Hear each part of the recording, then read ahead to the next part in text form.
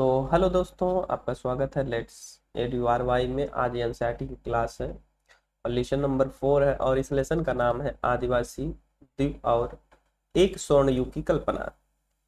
ये lecture number 4 है। आप बहुत अच्छे से मैं इसे एक्सप्लेन करूंगा और इस टॉपिक को अच्छे से समझने का हम लोग प्रयास करेंगे। ठीक है, तो एनसीईआरटी हिस्ट्री की क्लास 8 है, चैप्टर नंबर 4 है और इस चैप्टर का नाम मैं आपको बता ही दिया हूँ, आदिवासी दीकू और एक स्वर्ण युग की कल्पना। तो चलिए हम लोग प्रारंभ करते हैं। बिरसा मुंडा और उनका आंदोलन। देखिए, थोड़ा स्वास्थ्य मेरा गड़बड़ है पॉइंट में। आदिवासी समाज और उनकी जीवन पद्धति, अब इसके अंदर पॉइंट के अंदर भी देखिए पॉइंट है। झूम खेती, शिकार और संग्रह, पशुपालन, अस्थाई खेती। पॉइंट नंबर 3 में देखिए अंग्रेजी शासन और आदिवासी जीवन पर असर। पॉइंट में देखिए मुखियाओं का स्थिति, घुमंतु किसानों की कठिनाई, वन कानून। नंबर 4 में देखिए व्यापार और शोषण। नंबर 5 में मजदूरी और प्रवास। नंबर 6 में आदिवासी विद्रोह। नंबर 7 में बिरसा मुंडा आंदोलन। नंबर 8 में आंदोलन का महत्व। ये हम टॉपिक अच्छे से पढ़ेंगे। ठीक है, तो आगे बढ़ते हैं। पहले बिरसा मुंडा और उनका आंदोलन। 1855 में झारखंड के एक छोटा नागपुर क्षेत्र में बिरसा मुंडा लोगों के बीच चर्चित हुई।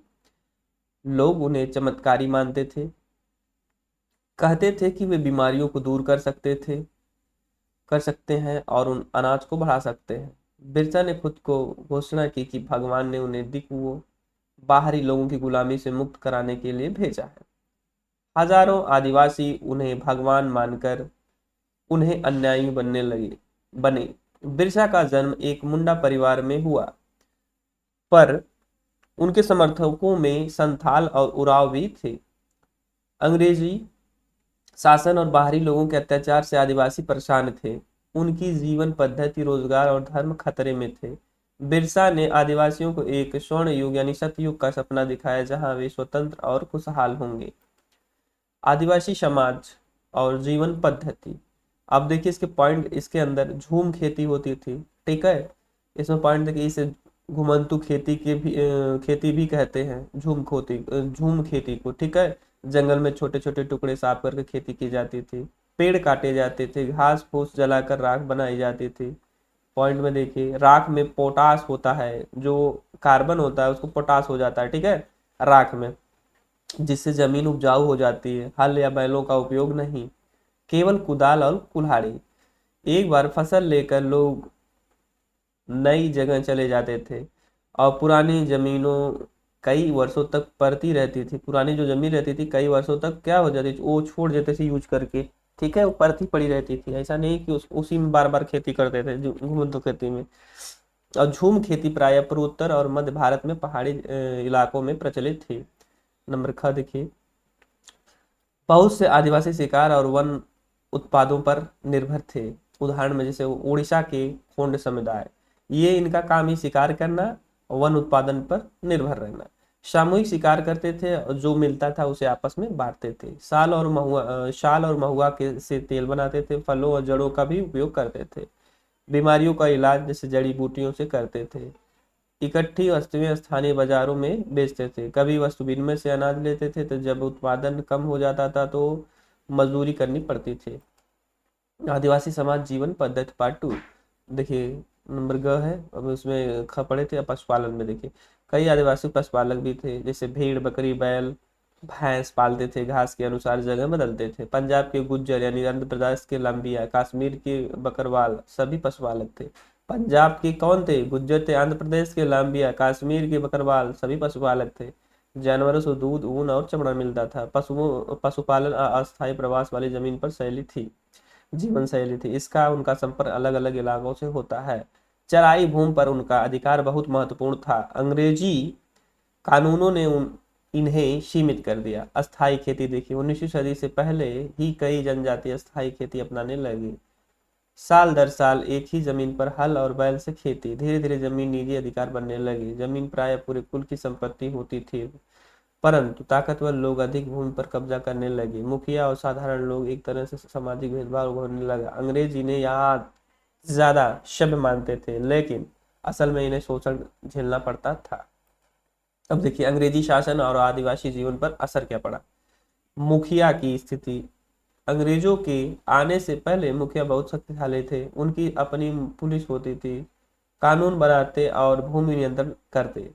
अंग्रेजी शासन में उनकी शक्ति घट गई, केवल जमींदारी अधिकार रह गए। उन्हें अंग्रेजों को नजराना देना पड़ता था, गांवों को अनुशासन में रखना पड़ता था, पारंपरिक स्वायत्तता खत्म हो गई। वे केवल अंग्रेजों के अधीनस्थ बनकर रह गए।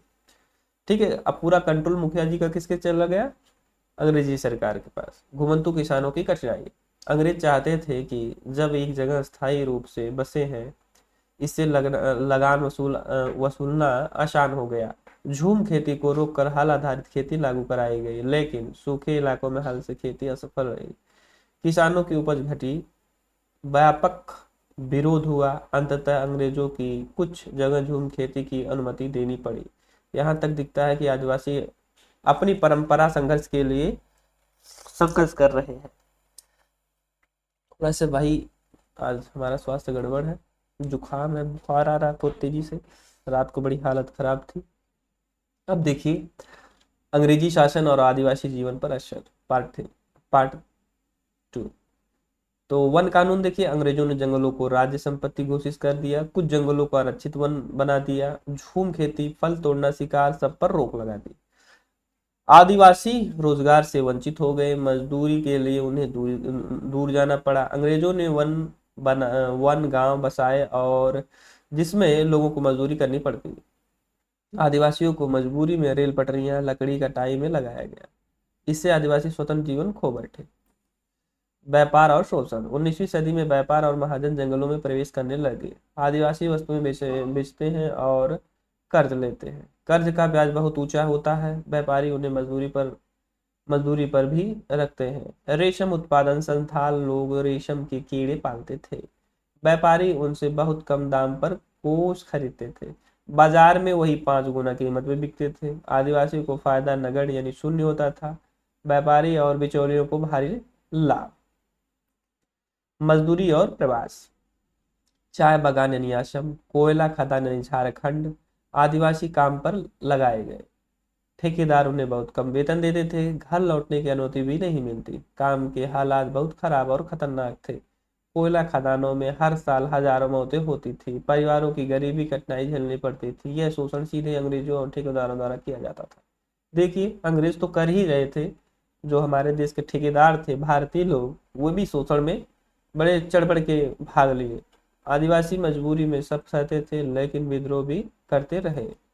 आदिवासी विद्रोह देखिए क्या क्या है। 1831-32 में कोल विद्रोह, ठीक है, कोयले का। 1855 में संथाल विद्रोह। 1910 में बस्तर विद्रोह। 1940 महाराष्ट्र का वन विद्रोह। इन सब का कारण शोषण, नए कानून, कर और धर्मांतरण का दबाव। बिरसा मुंडा का आंदोलन भी इन्हीं विद्रोहों की श्रृंखला था। विद्रोह में महिलाएं और पुरुष दोनों शामिल थे। विद्रोही आदिवासियों की स्वाभिमान और स्वतंत्रता की लड़ाई थे। जन्म 1870। बिरसा मुंडा का आंदोलन, उनका जन्म कब हुआ, 1870 में, गरीब मुंडा परिवार में। बचपन, पशु चराना, बांसुरी बजाना, अखाड़े में नाचना। किशोरावस्था में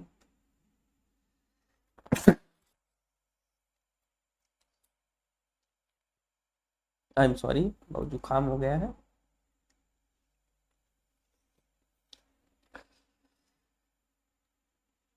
तो आगे बढ़ते हैं। किशोरावस्था में मिशनरी स्कूल में पढ़ाई की, ईसाई धर्म का प्रभाव। बाद में वैष्णव संत से प्रेरणा, पवित्रता, संयम, नैतिकता। बिरसा ने शराब, टोना टोटका और गंदगी छोड़ने का आह्वान किया। उन्होंने सतयुग यानी स्वर्ण युग की कल्पना रखी, जहां मुंडा स्वतंत्र होते हैं। उन्होंने अंग्रेजों, महाजनों और जमींदारों और मशीनरियों का विरोध किया। 1900 में उनकी मृत्यु हो गई, लेकिन आंदोलन इतिहास में अमर हो गए। बिरसा आंदोलन का महत्व, क्या महत्व था बिरसा मुंडा का। आदिवासी एकजुट हुए और आत्मविश्वास बढ़ा। अंग्रेजों ने जमीन हड़पने के खिलाफ कानून बनाने पड़े। आदिवासियों ने दिखाया कि वे औपनिवेशिक शासन का विरोध कर सकते हैं। उन्होंने अपनी संस्कृति और परंपरा को बचाने के लिए संघर्ष किया। आंदोलन ने एक नया राजनीतिक और धार्मिक नेतृत्व जन्म लिया।